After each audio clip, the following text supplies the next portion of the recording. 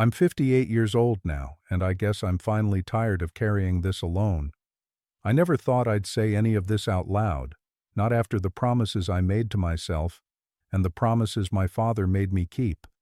But the older I get, the heavier this memory feels, like time presses down harder instead of letting things fade. I don't sleep much anymore, and when I do, I still hear the walls breathing. That's how I know this story isn't finished with me. What happened took place more than 40 years ago, back when I still thought the world was simple and houses were just houses. I grew up in a small town called Ridgetop, tucked far out in the northern woods. Not the kind of woods you'd hike just for fun. These were old trees, tall and crowded, letting only thin lines of sunlight reach the ground. People kept to themselves, and kids like me learned early that the forest could be strange sometimes. Still, it was home. Quiet, steady, and predictable. Or at least I thought it was. Back then, my father worked long shifts at a mill 2 towns over, and I remember how tired he always looked when he came through the door. He wasn't mean, just distant, like his thoughts lived somewhere deeper than the rest of us could reach. He spent most nights sitting in his old chair, staring at the walls like he was waiting for them to move. I didn't understand that look until much later. I didn't understand the rules he repeated every night either. No walking around after dark, no talking near the walls, no standing too close to the vents. I thought every kid's father had strange rules like that. Life back then felt slow, like the whole town breathed with one long, quiet rhythm. Mornings smelled like cold pine and dirt. Evenings carried the sound of distant creek water and the wind pushing through old branches. I used to sit on the porch steps and listen to that wind, thinking nothing in the world could ever disturb the peace of that place. It feels almost strange remembering it now, how normal everything seemed before the house showed me what lived inside it. The first shift was small, so small I missed it at the time. People in town started mentioning odd things: cattle acting skittish, dogs refusing to go near tree lines, strange scratches showing up on shed doors. Nobody called it danger, they just called it one of those things. Like the woods did this sort of stuff now and then. But I remember the look in the adults' eyes. They were worried, and they didn't want kids like me noticing. My father grew even quieter during those weeks. Some nights he didn't sleep at all. I'd hear him walking the hallway slow and careful, like he didn't want the boards to make a sound. He'd rest his hand on the wall sometimes, like he was listening to it.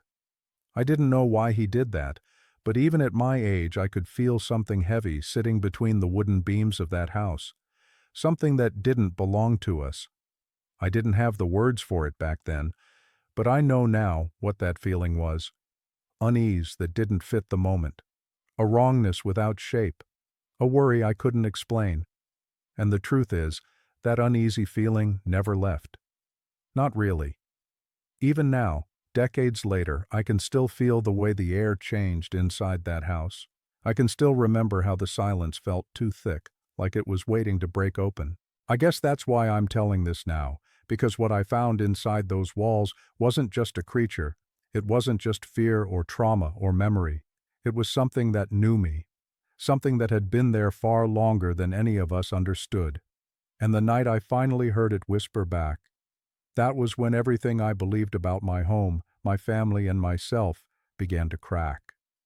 The night I heard it whisper back stayed with me, and that memory pulls me straight into the things I used to ignore, things about my family I didn't understand until it was already too late. Looking back, the signs were always there. I just didn't know how to read them. I didn't know how much my father had been keeping from me. My family had lived in that house for 3 generations. My grandfather built it himself, piece by piece, using old timber he hauled in from the woods behind the property. People used to say he worked too fast, too quiet, like he didn't want anyone watching him. By the time I was born, the house already felt older than any of us. The floors groaned in places that didn't make sense, and the walls always seemed a little warmer than they should have been, even in winter. My father never explained it. He just said the house had its moods. My mother died young, so most of what I remember is just me and my father trying to fill the empty spaces she left behind. He never talked about her much. He never talked about anything, really. He was the kind of man who kept his thoughts locked behind his eyes, and the older I got, the more I realized he wasn't distant. He was scared, not of life or work or responsibility. He was scared of the house, not in a loud way, not in a panicked way. It was quieter than that, deeper than that. Like the house knew him, and he was careful not to upset it. He used to check the walls every night, not for leaks or cracks, though that's what he told anyone who asked.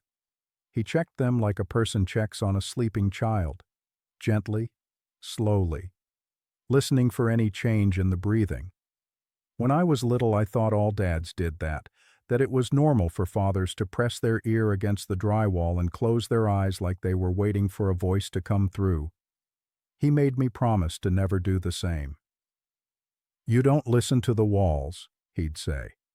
"You let them stay quiet." There were other rules, too. No running in the hallway after dark. No leaving my bedroom door open at night. No whistling indoors. No tapping on anything wooden. "Sound carries strange in old houses," he'd explain. But he never said what it carried to. My earliest memory of something being wrong goes back to when I was 7. I remember waking up one night because someone was crying in the walls. The sound was soft, almost like a humming, and when I told my father about it the next morning, he looked at me with this deep, tired sadness. Not fear, just sadness. He told me never to mention it again. "Sometimes the house remembers things," he whispered. "You don't answer it." He never raised his voice, but the way he said it made me feel smaller than I'd ever felt before. That was the first moment I realized the house wasn't just a home. It was something we lived beside, not inside. Something my father had already learned to respect. As the years went on, he aged fast. His hair grayed early, and his shoulders carried a weight I didn't understand then. He walked slower, slept lighter, talked less. And every night before bed, he placed his hand on the same section of wall near the living room, the one spot he never let me touch. He'd stay there a long time, breathing slow and steady, almost like he was waiting for something to respond. I asked him once why he did that. He just said, "Because it listens." Back then, I didn't know what he meant. But the night he died, the house was silent, completely silent. Not a creak, not a shift, not a whisper. And when I inherited the place, I thought the silence meant peace. I didn't realize it was only waiting. The first night I slept there alone as an adult, I heard something inside that same section of wall. Something moving like it had been waiting for me to come home. I thought I was prepared to be back in the house, but the truth is, nothing prepares you for returning to a place that still feels alive. The noise I heard that first night, soft movement inside the exact section of wall my father always touched, stayed with me the whole drive back from town the next morning. Even the air felt heavier when I pulled into the old gravel driveway, like the trees were leaning in closer than they used to, listening the way the house did. The place hadn't changed much since the day my father died. The porch still sagged a little in the middle. The windows still reflected the trees behind me instead of the sky above. The boards still felt warm under my hand, even though the air was cold. But standing there again, older now, I realized how wrong it all looked. Not broken, not abandoned, just watching. When I unlocked the front door, the hinges groaned in a slow, heavy way, almost like a sigh. The smell inside hit me right away, a mix of old wood, dust, and something sharp under the surface, something like copper. I tried not to think about it. I kept telling myself it was just age, or the pipes, or the memory of my childhood playing tricks on me. But the house wasn't quiet this time, not like the night it had stayed still for my father's passing. Instead, the silence shifted around me, like the house was adjusting itself now that I was back. I could hear small sounds inside the walls, too soft to be animals, too steady to be anything random. A scrape, a breath, something shifting its weight. I set my bags down in the hallway, and the floorboards creaked in reply. My father always said the house talked in its own way. But this didn't sound like talking. It sounded like pacing. I walked room to room, trying to remind myself of the way things used to look. My old bedroom, with the faded wallpaper I'd picked out at 8 years old. The kitchen where my father used to make breakfast before his long shifts. The living room with the wall he always touched, the one he guarded with quiet fear. That wall felt colder now, even though everything else felt warm. When I put my hand against it, something I never dared do as a child, I felt the faintest movement under the surface. Not a vibration, not a settling beam, something alive shifting just out of reach. I pulled my hand back fast, more out of instinct than fear, though fear wasn't far behind. That night, when the woods outside grew still and the house settled into its usual breathing rhythm, I sat on the edge of my bed and listened. At first there was just quiet. Then the soft brushing sound returned, moving slowly along the inside of the wall, tracing the length of the hallway like footsteps. Not heavy ones, not rushed ones, careful ones, measured, like someone trying to match the way I walked earlier. I tried to sleep, but the sound followed me no matter which way I turned. Every time I moved, the noise shifted too, pausing when I paused, continuing when I did. And the longer I lay there, the more I realized it wasn't just moving, it was learning. By midnight, I heard a slow dragging sound behind the wall near my head, a dragging that stopped exactly when my breathing changed. I held my breath without meaning to, and that's when something tapped the wall twice. Not loud, not threatening, just enough to let me know it was right there, inches away. And when I finally whispered, "Who's there?" the thing inside the wall tapped back, the same rhythm I used as a child. I realized the tapping wasn't just copying me now. It was repeating the exact patterns of my childhood footsteps, ones I hadn't made in decades. The tapping from inside the wall stayed with me long after it stopped. I kept hearing it in my head, repeating the same old rhythm I used to make when I was a kid running down that hallway. I don't know how long I sat there on the edge of my bed, staring into the dark, waiting for it to happen again. Part of me hoped it was just the house settling, some strange coincidence. But deep down, I already knew better. When morning came, I walked into the hallway, half afraid something would be waiting for me. The air felt colder there, like the house hadn't warmed up yet, even though the heater had been running all night.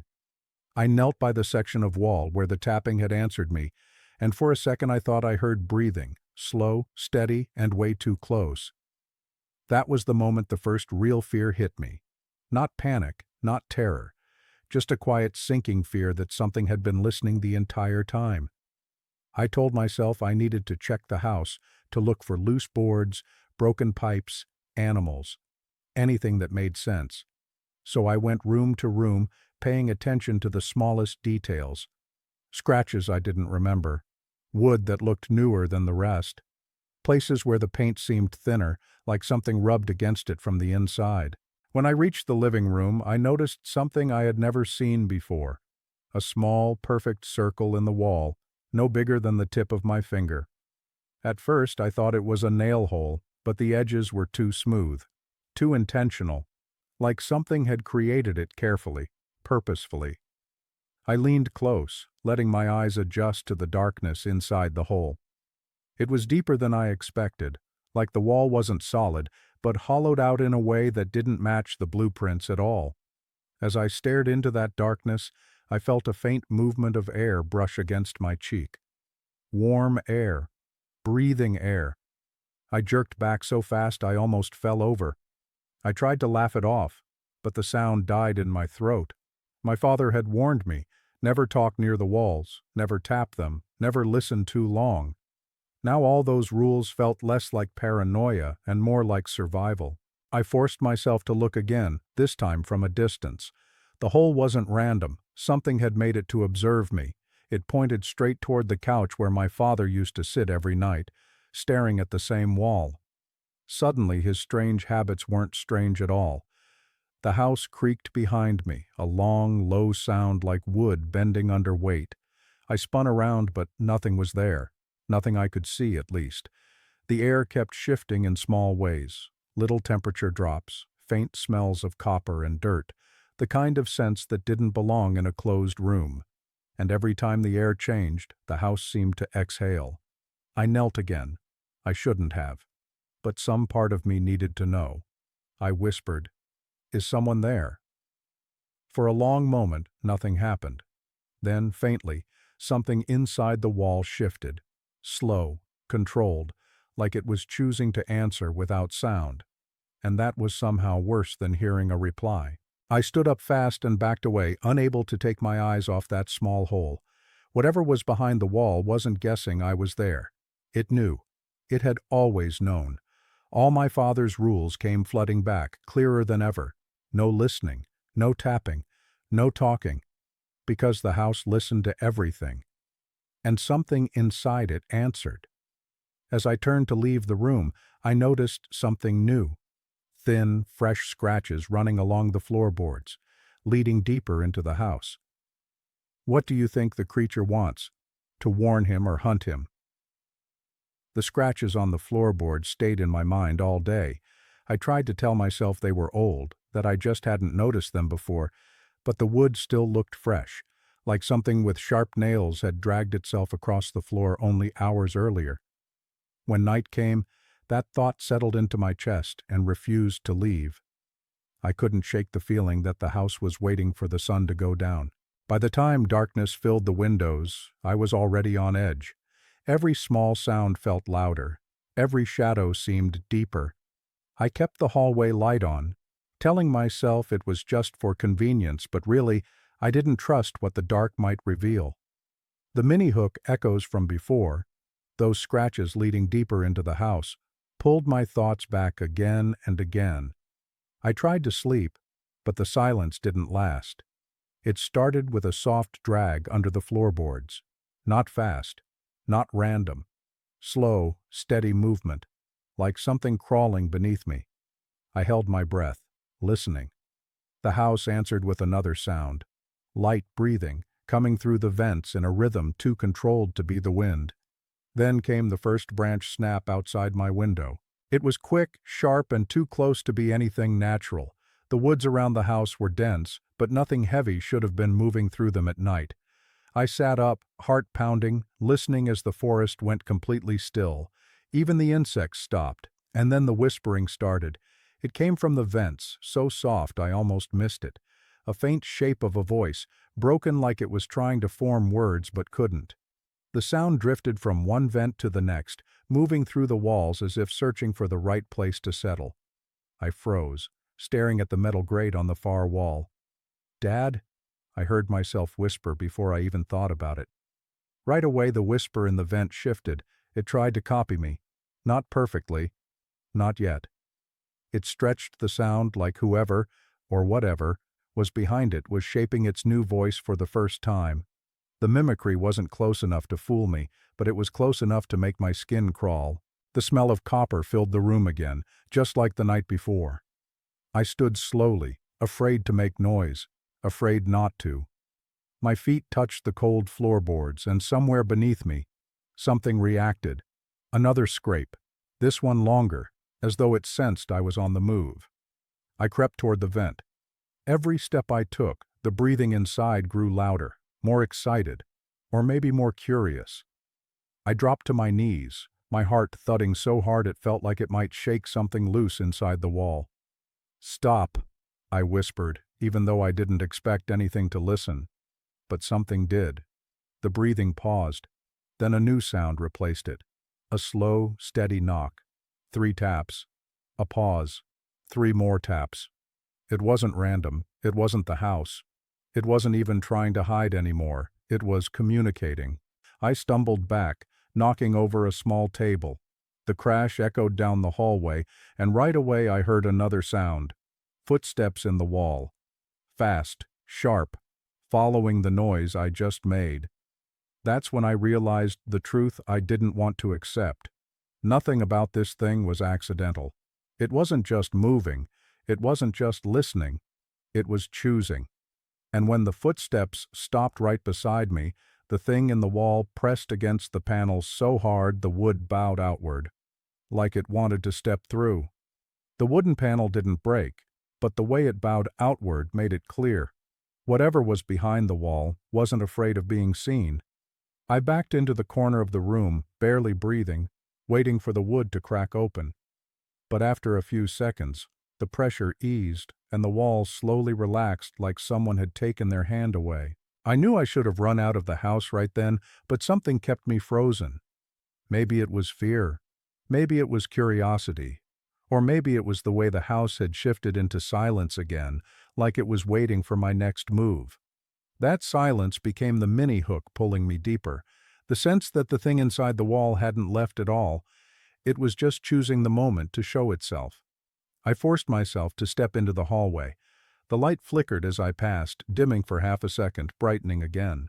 The air felt heavier there, thick and warm, filled with that sharp copper smell that didn't belong to old wood or dust. The farther I walked, the more I felt like I wasn't the one exploring the house anymore. Something was guiding me. Halfway down the hall, I heard a faint scraping. Not fast, not loud, just enough to make me stop. The sound moved along the inside of the wall parallel to my steps. When I stepped forward, it followed. When I stopped, it paused too. It wasn't hiding now. It was walking with me. A soft breath drifted through a tiny crack in the drywall, brushing against my arm like warm fog. I jerked back, but then I saw it. Two faint, reflective shapes inside the crack. Eyes. Not glowing bright, not fully visible, but shining just enough to catch the light from the hallway lamp. They blinked. I swallowed hard and whispered, "What do you want?" The eyes shifted. Then a voice came through the wall, broken, low, stretched too thin to sound human. It didn't come out as words at first, more like fragments of sound bending in the wrong direction, trying to shape something familiar. I stepped back, shaking. The voice shifted again.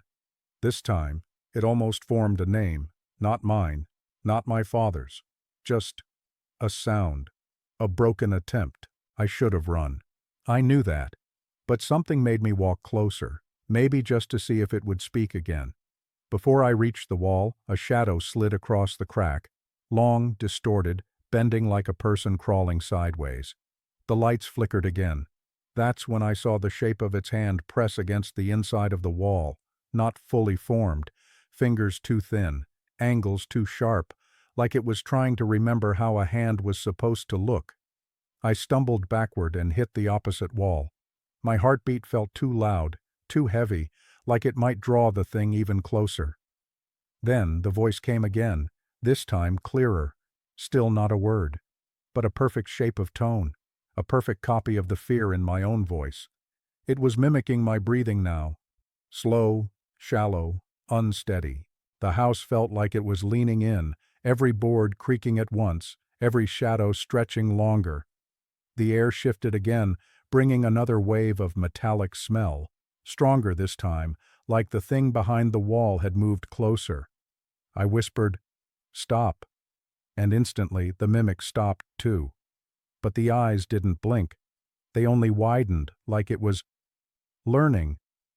Then, with perfect timing, the wall whispered, clear, smooth, and unmistakably human, a voice that wasn't mine. The voice spoke my name exactly the way my father used to say it, matching not just the sound, but the emotion behind it. Hearing my father's voice come through the wall froze me in place. It didn't matter that it wasn't really him. Hearing my name said like that, soft, patient, almost tired, pulled something heavy out of my memory and dropped it right in front of me. For a moment I couldn't breathe. It felt like the house had reached into the past and dragged it forward. That was the mini-hook that pushed me into the next terrible decision. I had to know what my father had been hiding. When the voice went quiet again, the hallway felt colder than before. The eyes behind the crack didn't blink or move, but they didn't fade either. They just watched, waiting to see what I'd do now that the creature had spoken. I stepped away slowly, not turning my back to the wall until I reached my father's old room. The door still creaked the same way it had when I was a kid, long and drawn out, like the house didn't want me going inside. Dust covered most of the furniture, but nothing looked disturbed, except for one corner of the room. A stack of papers lay half hidden beneath the old dresser. They shouldn't have been there. My father kept everything tucked away neatly. Anything left out was something he meant to revisit, or something he never got the chance to hide. I knelt and pulled them out. Most were old receipts and notes, but tucked between them was a page torn from a notebook. The handwriting was rushed, almost shaky. "Do not open the vent. It listens. It remembers. It waits for him." My stomach dropped. Him. There was no one else that could mean. I flipped the page over, hoping for some kind of explanation, but the only thing written there was a rough drawing, lines showing the layout of the house, but different from the real one. In this version, behind the walls and under the floor, there were narrow paths carved out, like tunnels. Like someone had mapped the hidden spaces where a person shouldn't be able to crawl, but something had. I felt the floor shift beneath my knees, a slight vibration that moved across the boards. I stood quickly, backing away from the dresser. The smell of metal drifted through the air again, faint but familiar. The house was aware of me, and it didn't want the papers touched. I went to the hallway closet next, the one my father always kept locked. The key was still on top of the doorframe, exactly where he used to hide it. My hands shook as I unlocked it. Inside, instead of blankets and coats, I found something else. The vent cover, the one from the living room, the one that should have been on the wall. Someone had ripped it off, or something had pushed it out from the inside. Deep scratches covered the metal, long and uneven, like whatever marked them didn't have a steady shape. The edges were bent outward, not inward. Something had forced its way into the house, not out. Behind the cover, I found a small wooden box. I recognized it immediately. It was my grandfather's. My father used to say it held nothing important. But when I opened it, I found something wrapped in cloth. A handful of old items from my childhood. My missing toy car. A button from the jacket I lost when I was 7. A strand of hair that looked like mine. Items I had never recovered. Items the creature had kept. My hands went numb. Then, from the living room, I heard tapping again, but not on the wall. On the floor. Slow. Deliberate. Coming closer. As I turned toward the sound, I realized the tapping wasn't random. It was tracing a path, leading me toward the crawl space under the house. The tapping along the floorboards drew me toward the crawl space like a voice calling without sound. Each tap sounded patient, steady, like it had all the time in the world for me to follow. My father always told me to stay away from that part of the house, but his warnings felt less like advice now and more like a final line of protection I was crossing. That realization was the mini-hook pulling me deeper. Every step I took felt like a step towards something my father had spent his life trying to keep from me. The crawl space door was low and narrow, tucked beneath the living room windowsill. I had to kneel to reach it. Dust covered the frame, but the lock was clean, as if something had touched it recently. When I pulled the handle, the wood gave easily, almost too easily, and a cold draft drifted out, carrying the smell of dirt and metal. I clicked on my flashlight and shined it inside. The beam cut through a long, cramped tunnel of wooden beams and packed soil. The floor was scattered with debris, twigs, dust, and shapes I couldn't quite make out. The air felt thick, dense, like it had been sitting undisturbed for decades, except it hadn't. Fresh scratches lined the wooden beams, long grooves dragged deep into the grain. They followed no clear path, just wild, overlapping marks, some high on the beams where no human could reach without crawling upside down. I swallowed hard and crawled inside. The space was tight enough that my shoulders brushed the beams. The dirt pressed cold against my palms. My heart pounded so loudly it echoed in the tunnel. I moved slowly, flashlight shaking in my hand. The deeper I got, the louder the house above me seemed to breathe. It creaked, shifted, groaned like it was reacting to my presence. Then I saw them. Bones, not whole ones, just pieces. Small fragments scattered around like something had chewed them or snapped them apart. Some looked like animal bones, but some were too smooth, too shaped, too close to human to ignore. My stomach twisted. The creature had been feeding down here, or collecting. A faint sound pulled my attention, a soft scrape ahead. I lifted the flashlight. the beam trembling across the narrowing tunnel. That's when I saw it. Two reflective eyes staring from the far corner, round, unblinking, cold light bouncing from their surface like glass catching the sun. They didn't move when the flashlight hit them. They only widened, adjusting to the brightness. And then it inhaled. I heard it. A long, slow breath. Almost human, but not. My own breath caught in my throat. I couldn't move. Couldn't blink. The creature shifted slightly, just enough for me to see its outline, a shape too long to be a person, too thin to be animal, limbs bent at angles that didn't belong in nature. Its skin looked pale, almost stretched, clinging to bones that didn't form a normal frame. Then it mimicked me. Not with words, with breathing. A perfect copy of my panicked inhale. It wasn't guessing. It wasn't trying. It knew exactly how I sounded. The tunnel vibrated as it shifted its weight again. Dirt crumbled from above and dust filled the beam of my flashlight. I crawled backward instinctively, but the creature didn't move toward me. It only watched, studying, like it was deciding something. Then it spoke. Not clearly, not fully, but a whisper formed in a way a throat shouldn't bend. "Lou, deeper." My blood turned cold. It knew I could hear it now. It knew I understood. As I aimed the flashlight back into the corner, the creature slipped out of sight with impossible speed, leaving behind something small and metallic on the dirt floor, something with my father's initials etched into it. Should the narrator continue or escape? The sight of my father's initials on that small metal piece sent a shock through me. I didn't pick it up. I just stared at it in the beam of my shaky flashlight, feeling the cold dirt press into my palms. The creature had left it for me, on purpose, not dropped, not lost, placed. That was the mini-hook dragging me deeper. Whatever was living under my house wasn't just watching me, it was guiding me. I swallowed hard and crawled forward until my fingers touched the metal. It felt warmer than the surrounding soil, almost like it had been held moments earlier. My father used to keep a keychain with a little metal tag he carved himself when he was younger. I hadn't seen it in years. I thought it was lost. But now it was here, in the crawl space, in the creature's territory. A soft rustle echoed to my left, and I froze. The beam of my flashlight trembled as I turned it toward the sound. Nothing, only shifting dust and beams warped over time. But the creature wasn't gone. I could feel it. Its presence pressed against the darkness like heat from a fire you can't see but know is there. I crawled deeper without meaning to. Something in me needed to understand what my father had feared all those years. The tunnel grew tighter, forcing me to lie almost flat against the dirt. My breath echoed in the small space, too loud, too fast. Then I heard something strange, a soft whimpering sound. I stopped instantly.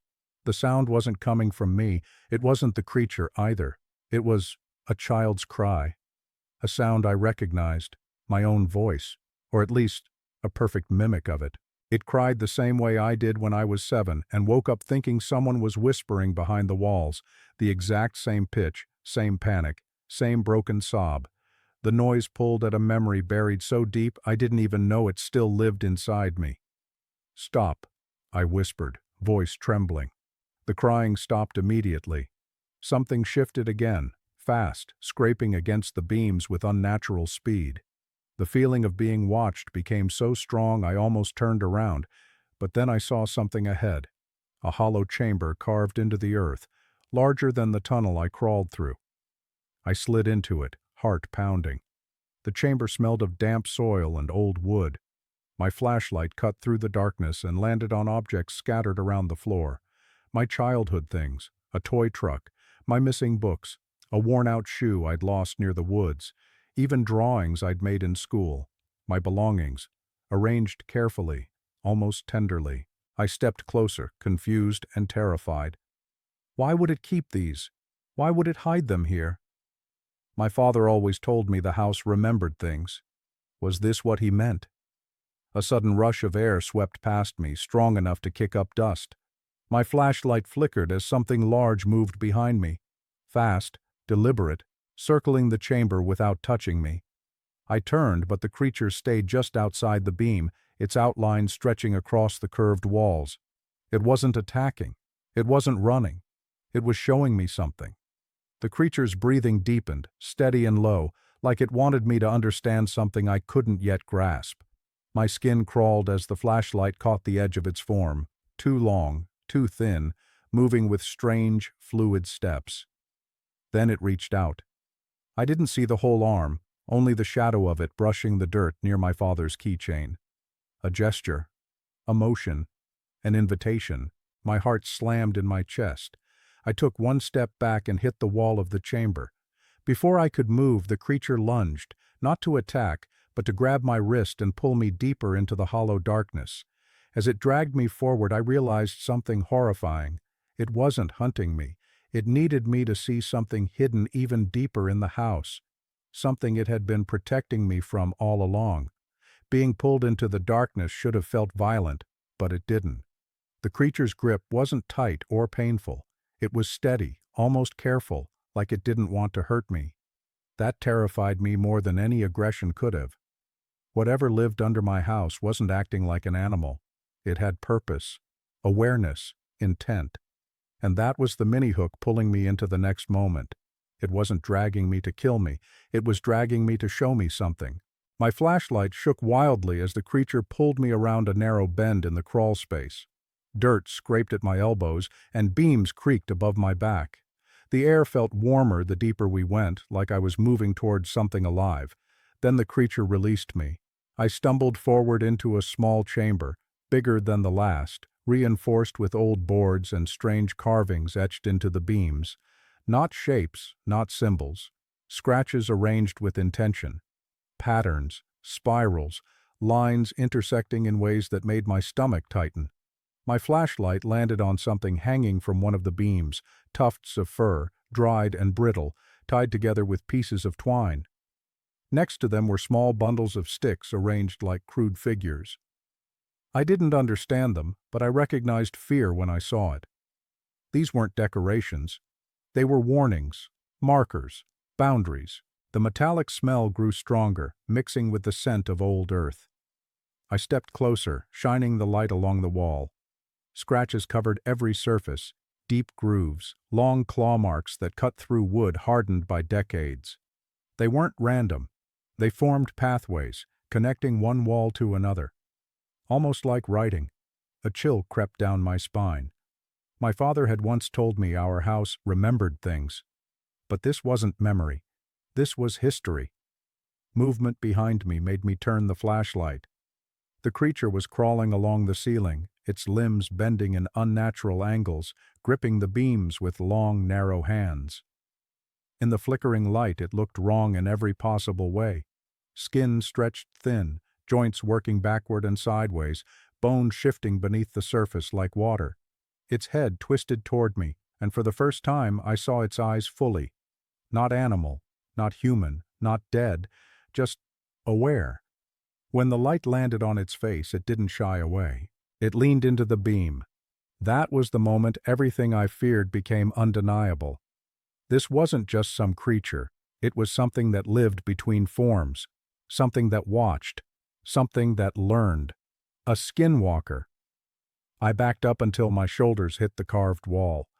The creature tilted its head, the motion too fast, too sharp, like it was trying to study how fear moved through me. Then it opened its mouth, not wide, not monstrous, but wrong.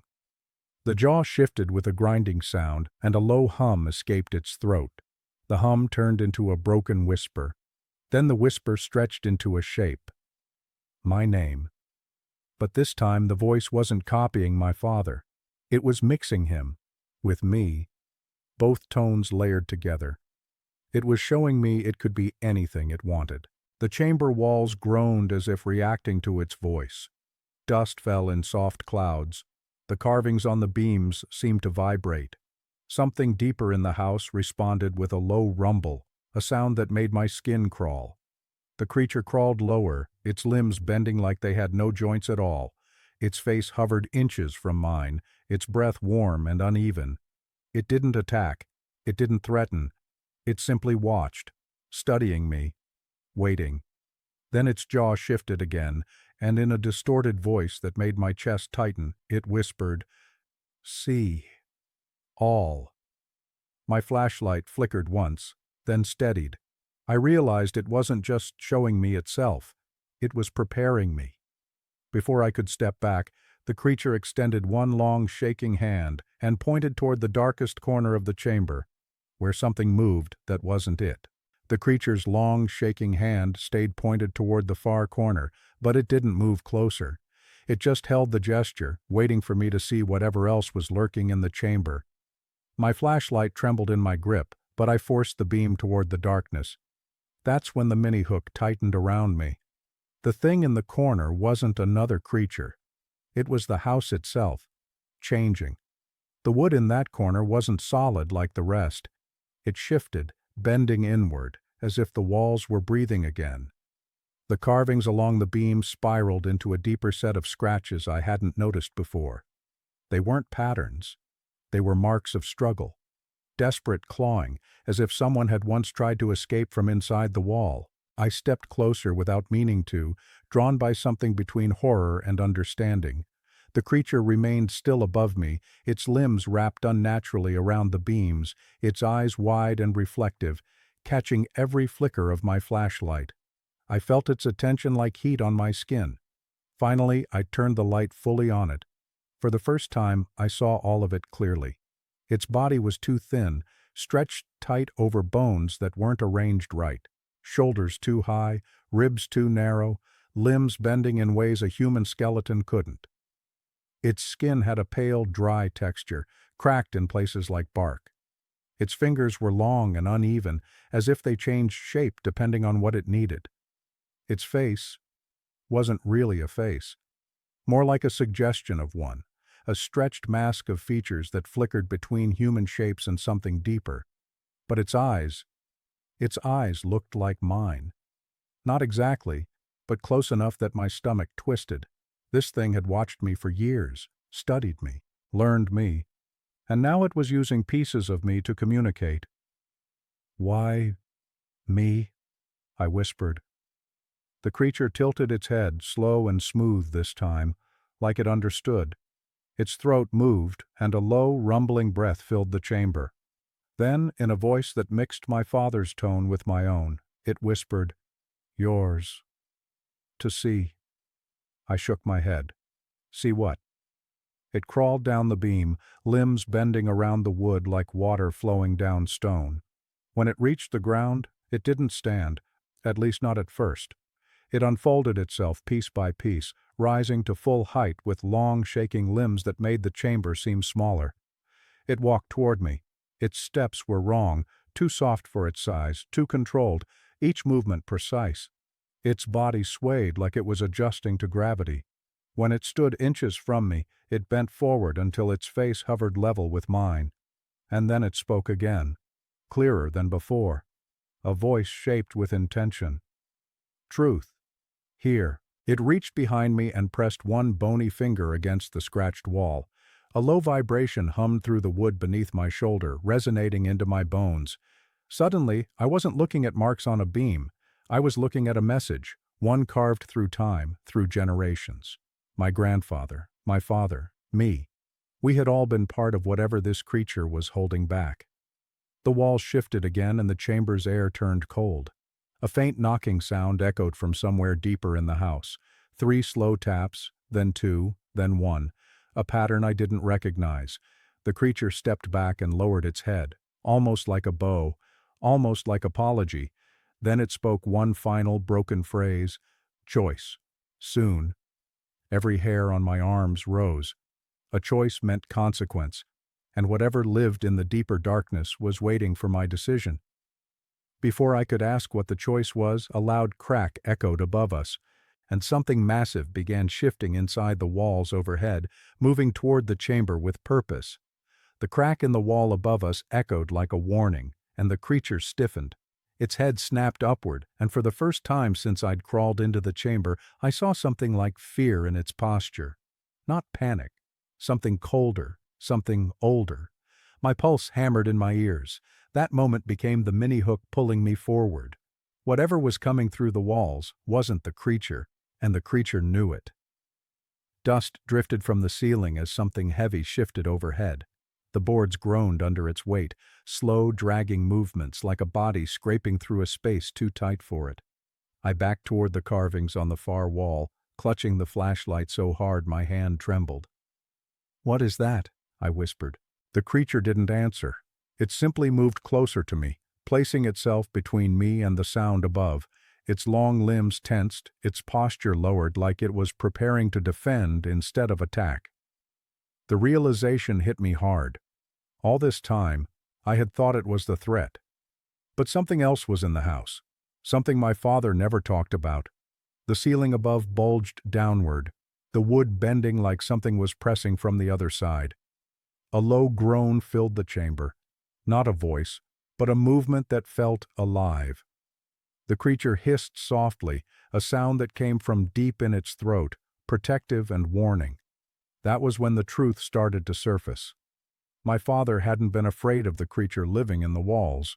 He had been afraid of what the creature was holding back. The rumbling in the beams grew louder. The narrow space around us tightened as dust cascaded down, settling in my hair and on my flashlight. I pressed against the carvings, feeling the grooves dig into my spine. I didn't want to understand them, but I did. They weren't warnings, they were instructions. Desperate instructions left by hands that had clawed until they bled. Hands that might have been human. Hands that might not have been. I turned to the creature. "What do you want from me?" It looked back at me with eyes that shifted faintly. My shape, my tone, my father's shadow. But this time, there was something else beneath the surface. Not mimicry, not copying, memory. It pointed at the carvings. Slowly, intentionally. "Yours," it whispered. "Line. Yours." "My family?" I breathed. The creature bowed its head once. Suddenly, everything made sense in pieces that hurt to put together. My grandfather building the house strangely fast, my father's sleepless nights, the rules I wasn't allowed to question, the items from my childhood carefully collected beneath the house, the creature watching me through the walls since I was young. It had known me, known all of us, because it wasn't hunting us. It had been preparing us. A thunderous crack split across the ceiling above. The wood tore open just enough to reveal darkness shifting inside, something too large to fit, something moving like a long, twisting mass that didn't have a single form. The air grew colder. The smell of metal intensified. Even the creature recoiled. "What is that?" I whispered again, my voice barely audible. This time the creature answered in a voice that sounded like both me and my father, and something more hollow beneath. "Shadow. Before you. Before me." My breath shook. "You mean it's older than you?" The creature didn't nod. It didn't need to. The chamber vibrated as the thing inside the beams pushed again, cracking wood, spilling dirt. The house wasn't just shifting anymore, it was reacting. Every board groaned like the structure itself was trying to hold something in. I felt my father's keychain in my pocket, still warm from where I'd held it earlier. Warm like it remembered who it belonged to, warm like it wasn't done being used. My father had left this house to me because he knew this moment would come.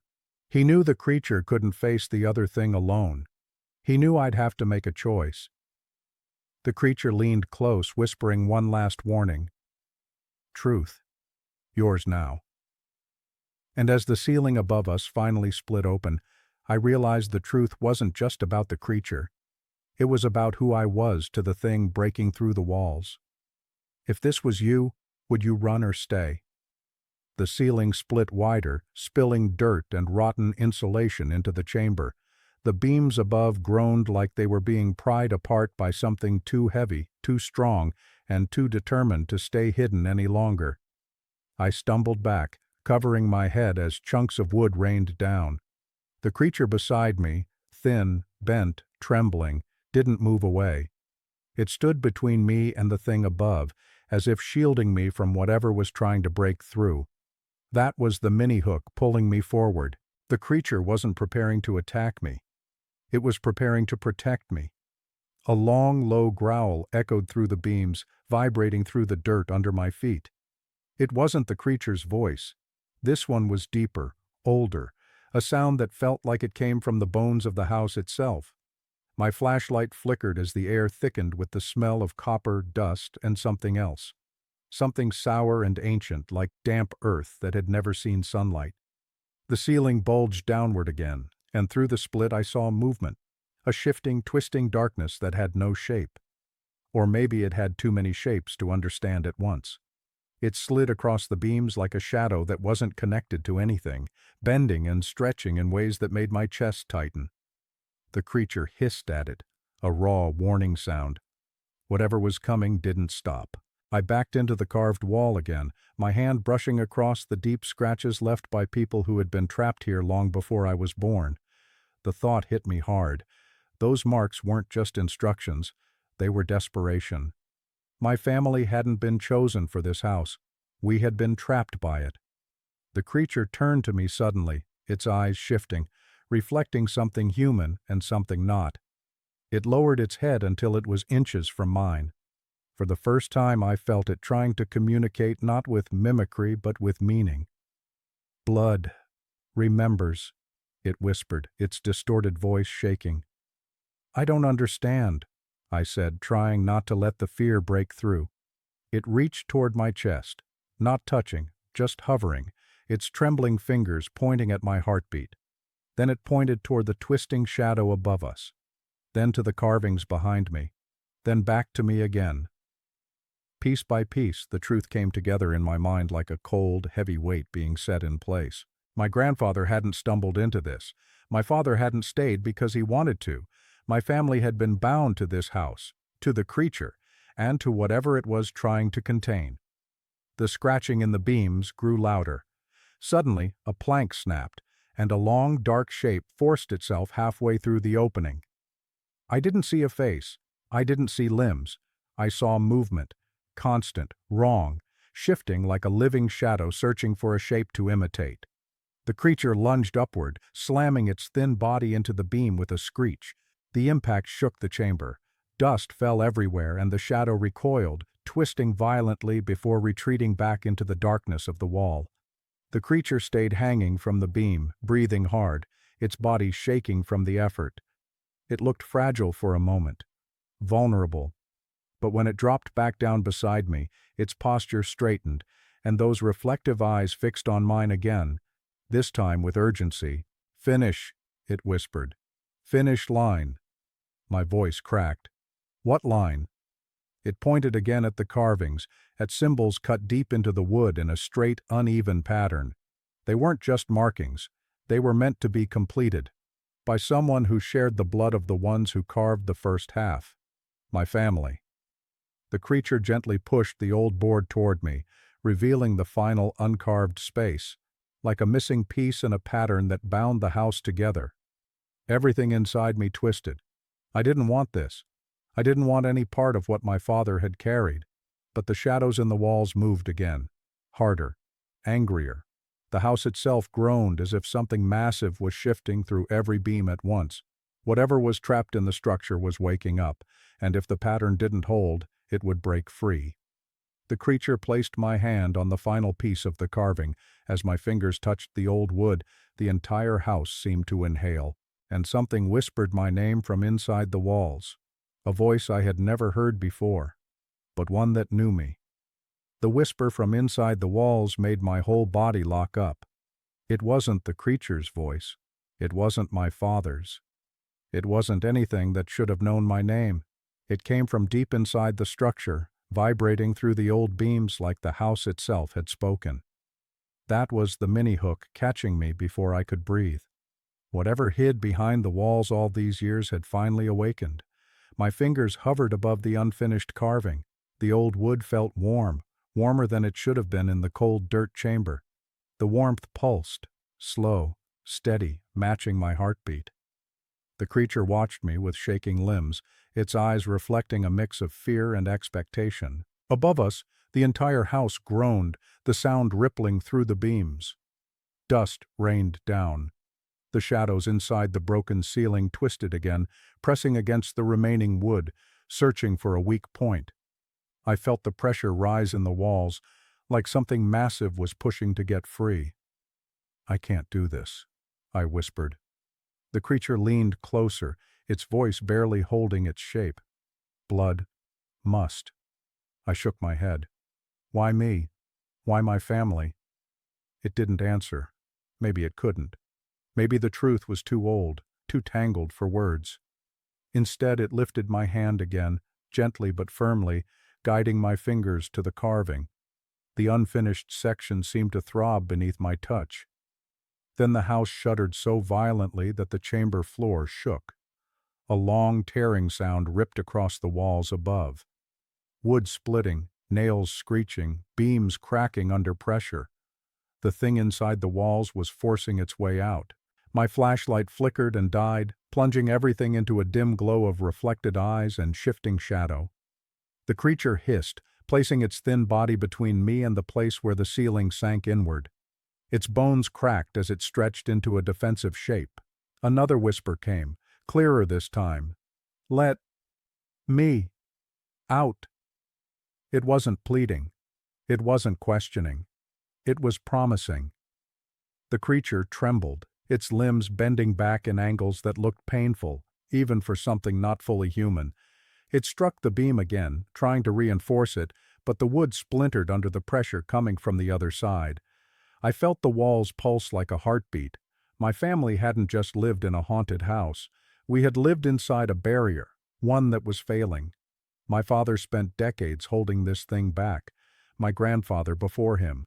They carved into the walls not because they wanted to, but because they had to. And now it was my turn. My hand moved on its own. Whether it was instinct, fear, or something deeper in my blood, I didn't know. I dug my fingernails into the wood and began to finish the carving. With each line I scratched, the pressure in the walls changed. Not eased, focused. The crawling shadow above us lurched violently, slamming against the beams, making the chamber rumble. The creature bent low, crying out in a distorted voice as if the sound of the carving hurt it. When I finished the last line, the house didn't calm. It screamed. Every board groaned at once.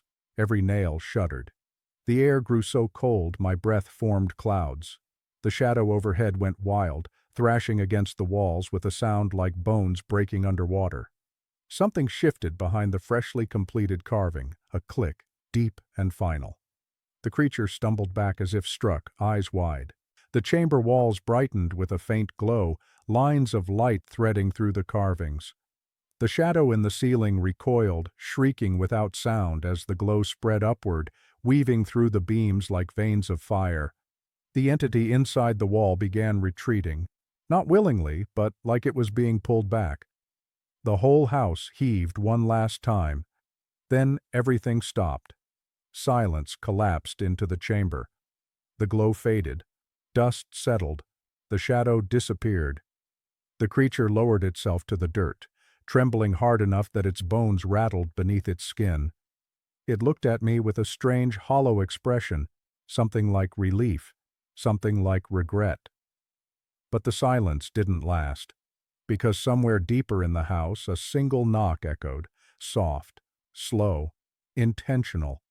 And when the creature turned its head toward that sound, its voice broke into a whisper I'd never heard from it before. A whisper filled with fear. "Not gone."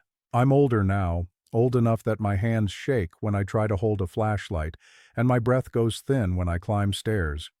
But even after all these years, I still remember that last knock inside the house. It wasn't loud, it wasn't angry, it was patient, slow, like whatever was still in the walls knew I had finished my part, and was letting me know it hadn't left. That's the part I need you to understand before I go any further. People think fear is the thing that keeps you awake at night, but it isn't. What keeps you awake is unfinished business, the kind you can't outrun, the kind you inherit whether you want it or not. When I left the house that night, I didn't look back. I didn't pack anything. I just walked out the front door and didn't stop moving until the woods thinned and the road came into sight. The sky was still dark, but it felt brighter than anything inside the house ever had. I thought distance would save me. I thought breaking the carving's pattern or finishing it, whatever I had done, would keep the creature in the walls from reaching me again. But the truth is, the creature wasn't the problem. It never had been. You don't forget the sound of something protecting you. You don't forget the way it moved toward danger instead of away. And you don't forget the look in its eyes, not human, not animal, but aware, when it realized the thing in the walls wasn't gone. I left Ridgetop that night and never returned. I didn't attend the estate meetings. I didn't reclaim the keys. The house stood empty for years until someone finally bought it at a price too low to make sense. I never learned their name. I never tried. But even now at 58, I still hear things sometimes.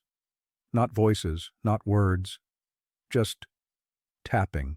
It happens late at night when the world goes quiet and my thoughts drift back to the crawl space and the carvings and the long thin shadow that looked at me like I was part of it. 3 taps, a pause, then 2. Always the same pattern, always soft enough that I question if it was real. But the tapping isn't the worst part. The worst part is the breathing. Some nights when the house settles and the heater clicks off, I hear the faintest sound behind the walls. A slow inhale, then a long, uneven exhale. Not close, not yet, but present. Like something is learning the layout of this place the same way it learned the last one. I've spent years telling myself it's just memory, just the mind replaying old fears. But the smell gives it away, the faint metal scent that doesn't belong anywhere near my new home. It rises through the vents the same way it used to back in Ridgetop. Light at first, almost nothing, and then stronger, like a reminder. I'm telling you this because I don't think it's finished with me. I don't think bloodlines end just because you leave a house behind. Some things follow, some things wait, and some things learn the shape of you so well that distance becomes nothing more than a straight line it hasn't walked yet. The creature that lived in my walls, the one everyone would call a monster, protected me from something worse. But it's not here now, and whatever was trapped inside that house, whatever whispered my name through the beams, whatever waited through 3 generations for someone to finish the markings, I think it remembers me. Last night, just before dawn, I heard that same soft knock behind my bedroom wall. 3 taps, a pause, then 2. And this time, when I held my breath to listen, the knock wasn't followed by silence. It was followed by footsteps, slow, careful, learning the rhythm of my house. I don't know what it wants.